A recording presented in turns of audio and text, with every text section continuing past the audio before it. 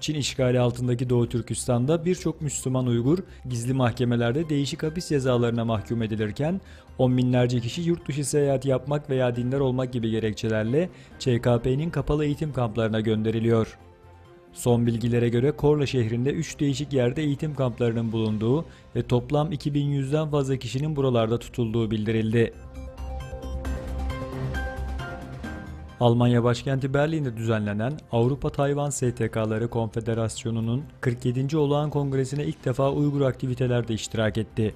Davet üzerine kongreye katılan Dünya Uygur Kurultayı heyeti, bunun Uygur davasının Tayvanlılara daha iyi anlatılması için iyi bir fırsat olduğunu ve Tayvan ile Uygurlar arasındaki işbirliğine yönelik güncel konuların dile getirildiğini bildirdi. Suriye'nin yeniden imarında birçok ülke rol almaya çalışırken bu konuda oldukça hevesli olan Çinli şirketler yatırım fırsatlarını değerlendirmek için çoktan harekete geçti.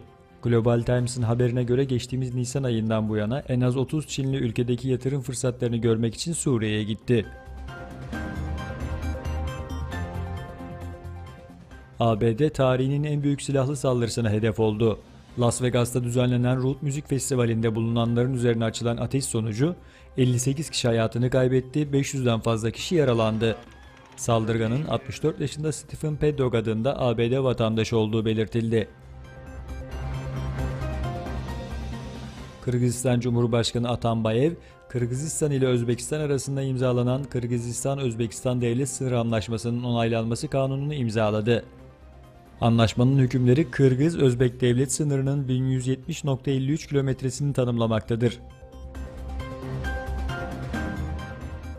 Taşkent rejimi ünlü yazarı serbest bıraktı. Eski Cumhurbaşkanı İslam Kerimov hükümetini eleştirdiği için kara listeye alınan ve 5 gün önce Taşkent Havaalanı'nda gözaltına alınan Özbek muhalif yazar Nurullah Atahanov, gelen tepkiler üzerine hiçbir açıklama yapmadan serbest bırakıldı.